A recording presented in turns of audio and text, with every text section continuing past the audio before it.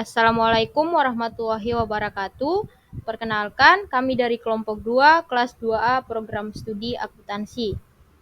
Di sini, yang pertama saya Safi Abdul Wahab akan membahas case study 1 tentang belajar bisnis kafe lewat pemahaman analisis kelayakan NPV atau Net Present Value.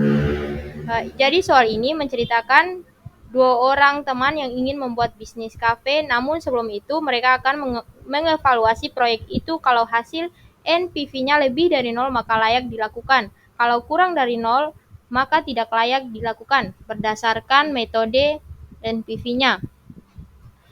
Soal ini mengeluarkan proyeksi arus kas selama 7 tahun, yang dimana tahun pertama terdapat 200 juta, tahun kedua 300 juta, tahun ketiga 350 juta, tahun keempat 400 juta, tahun kelima 450 juta, tahun keenam 500 juta, tahun ketujuh 550 juta. Dengan investasi awalnya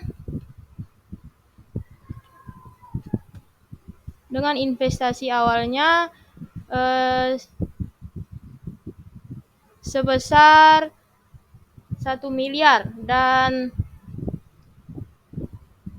diskon rate-nya sebesar 12% per tahun. Di sini saya akan masuk pada Microsoft Excel untuk membahas case study 1 ini. Yang pertama ada tahun atau periodenya.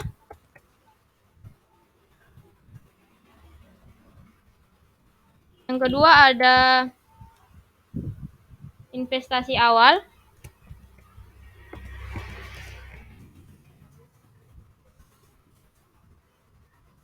Yang ketiga ada arus kas bersih atau cash flow-nya.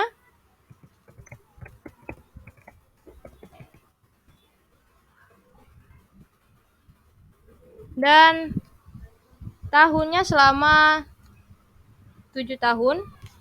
Untuk mengurutkan 1 sampai 7 tahun kita dapat menggunakan rumus sama dengan row A1 enter. Kemudian tarik seperti ini.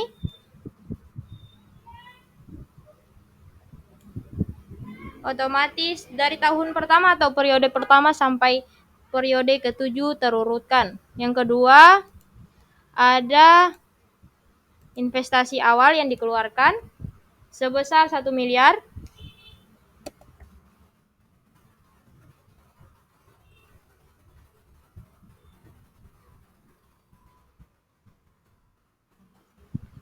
Karena biaya yang dikeluarkan jadi menggunakan minus. Maaf.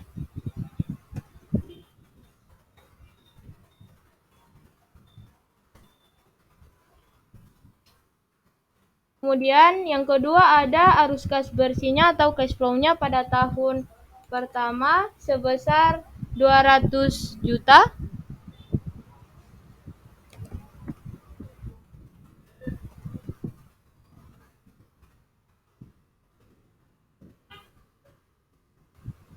Yang kedua ada 300 juta.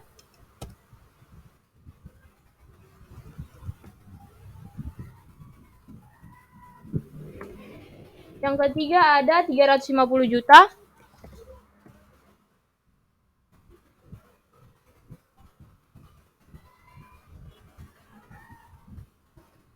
Yang keempat ada 400 juta.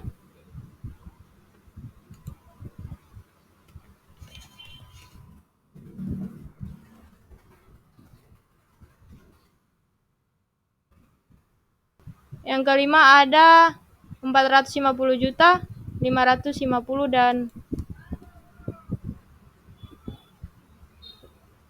ada 450, 500 dan 550 juta.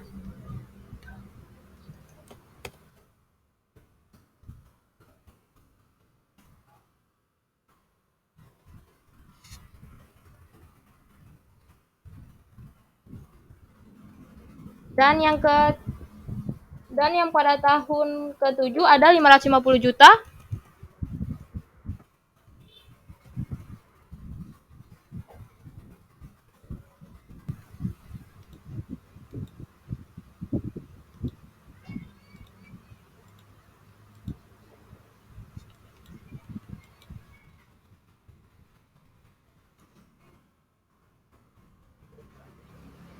Dan yang keempat ada diskon rate-nya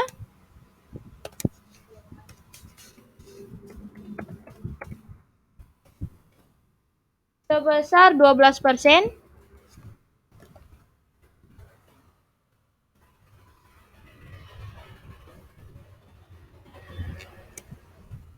Dan untuk mencari NPV-nya, kita dapat menggunakan rumus sama dengan NPV buka kurung diskon rate-nya, kemudian koma, kemudian bisa tarik seperti ini, kemudian tutup kurung, kemudian tambah, kemudian investasinya,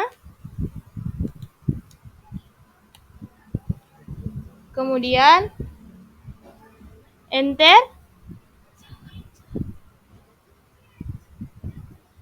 Ya, hasil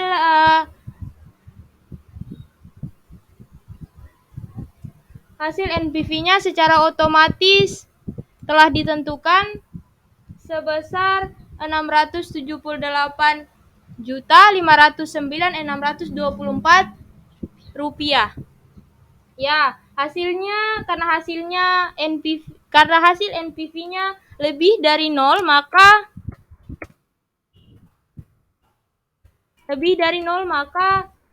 bisnis kafe ini layak dilakukan. Dan hasilnya positif.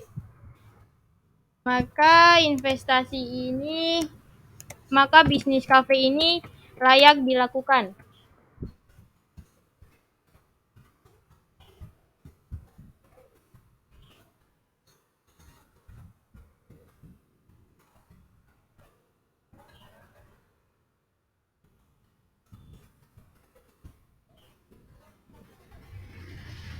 Untuk mempercantik, saya akan menambahkan warnanya.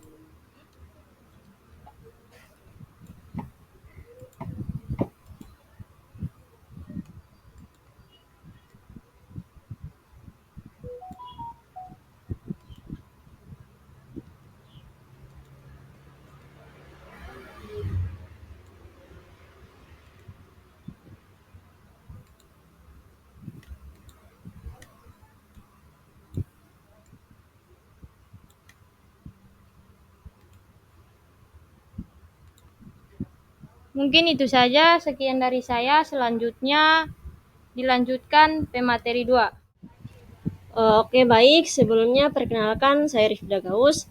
Di sini saya akan melanjutkan case study 2, yaitu belajar bisnis transportasi speedboat lewat pemahaman analisis kelayakan NPV. Di sini kita akan menguji apakah bisnis ini layak dilakukan atau tidak. Pada bisnis ini, pengeluaran awal yang dikeluarkan sekitar 300 miliar dan arus kas selama 5 tahun yang dikeluarkan dari tahun pertama sebesar 600 juta, tahun kedua 650 juta, tahun ketiga 700 juta, tahun keempat 750 juta, dan tahun kelima 800 juta, serta diskontonya sebesar 14% per tahunnya. Oke. Dari tahun pertama sampai tahun kelima.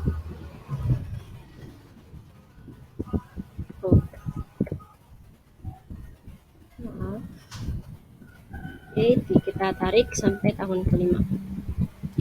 Di sini investasi awalnya sebesar 300 miliar. 3 miliar.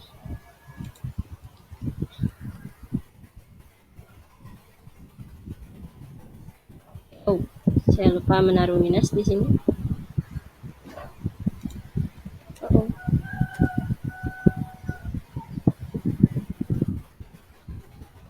Oke. Dan arus kasnya dari tahun pertama 600 juta.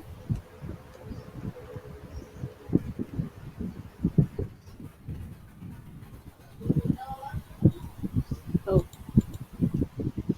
kurang nol ternyata. Tahun kedua 650 juta.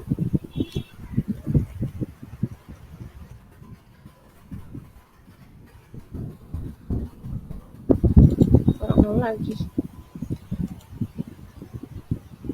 Tahun ketiga 700 juta.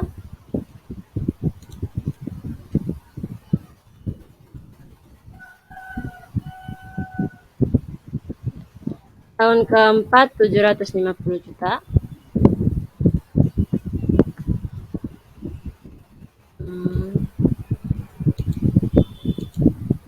Dan tahun kelima 800 juta.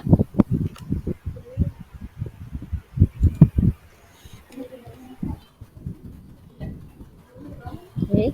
Serta diskon rate-nya sebesar 14%. Oke. Untuk mencari NPV-nya kita bisa menggunakan rumus sama dengan NPV buka kurung rate 14%, titik koma arus kasnya dari tahun pertama sampai tahun kelima, tutup kurung, plus investasi awalnya. Bentar. Oke. Di sini NPF yang didapatkan bernilai negatif, sehingga NPF lebih kecil dari 0, sehingga bisnis ini tidak layak untuk dijalankan. Jalankan.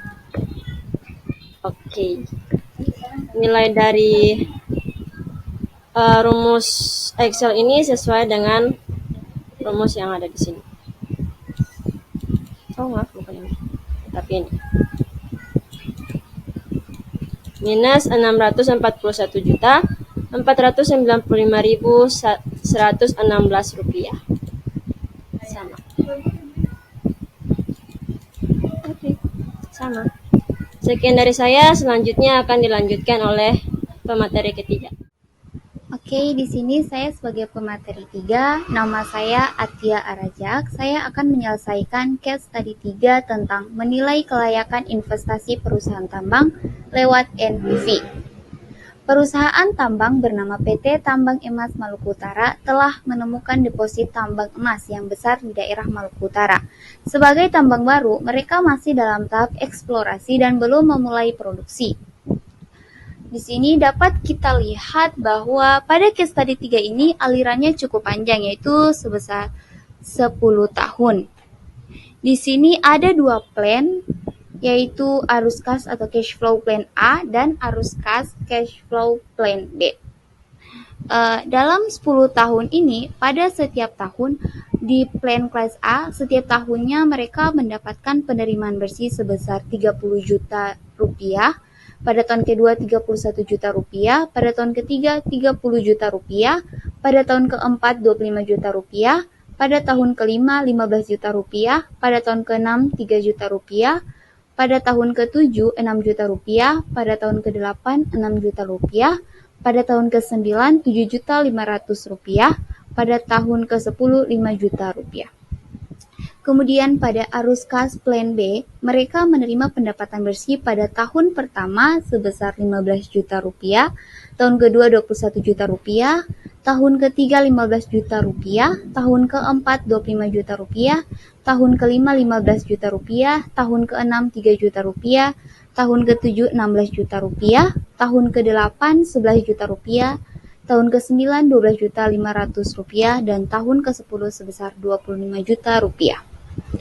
Di sini juga investasi awalnya sebesar 100 juta rupiah dan diskon rate-nya sebesar 14%. Oke, jadi kita akan menguji mana rencana arus kas dari plan A atau arus kas dari plan B ini yang bisa menguntungkan pada proyek tambang ini. Sebelum itu kita akan mentotalkan kedua arus kas ini. Yang pertama, kita akan mentotalkan pada arus kas plan A dengan rumus sama dengan sum buka kurung kita blok dari tahun pertama sampai tahun ke-10, kemudian enter. Terus kita juga akan mencari pada total arus kas plan B dengan cara yang sama, yaitu rumus sama dengan sum buka kurung kita blok pada tahun pertama sampai tahun ke-10. Oke, di sini kita dapat melihat bahwa kedua arus kas pada plan A dan plan B memiliki total nilai cash flow-nya yang sama selama 10 tahun ini sebesar Rp158.500.000. Selanjutnya kita akan mencari NPV-nya. NPV. Pertama, kita akan mencari NPV pada arus kas plan A dengan cara sama dengan NPV buka kurung rate-nya 14%, terus titik koma, arus kasnya atau cash flow-nya dari tahun pertama sampai tahun ke-10, kemudian tutup kurung, ditambahkan dengan investasi awal. Oke, di sini kita telah dapat NPV dari arus kas plan A sebesar Rp2.533.932. Selanjutnya kita akan mencari pada arus kas plan B dengan rumus yang sama dengan NPV buka kurung rate-nya 14% sama. Terus arus kasnya totalnya dari tahun pertama sampai tahun ke-10, tutup kurung, maaf salah, sama dengan NPV tutup buka kurung, diskon rate-nya sama, terus arus kas sampai tahun ke-10, tutup kurung, ditambah dengan investasi awal. Di sini kita dapat arus kas NPV pada arus kas plan B sebesar minus Rp15.761.626. Setelah kita mendapatkan NPV ini, kita dapat mengetahui bahwa pada plan A NPV-nya lebih besar dari 0.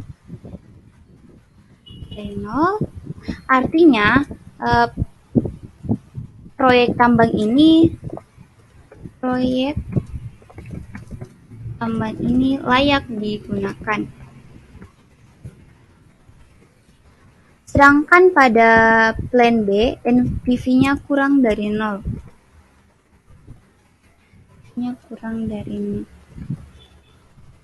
Artinya proyek ini tidak layak untuk digunakan.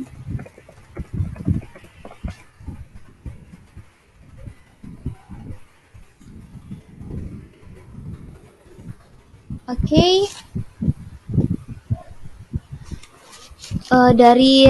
Setelah kita mendapatkan NPV-nya ini juga, kita dapat mengetahui pada NPV di plan A NPV-nya positif, yaitu Rp2.533.932. Artinya proyek eksplorasi tambang ini layak digunakan. Sedangkan pada arus kas plan B NPV-nya kurang dari 0, yaitu sebesar negatif Rp15.761.629. Artinya proyek ini tidak layak untuk digunakan.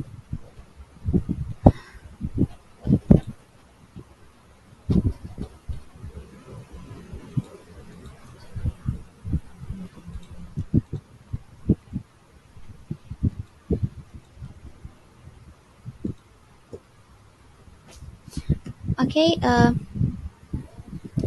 dari case study 1, case study 2, dan case study 3 ini dapat disimpulkan bahwa melalui tiga case study ini kita dapat mempelajari bahwa NPV adalah metode valuasi proyek yang penting untuk membantu kita mengambil keputusan yang bijak dalam investasi.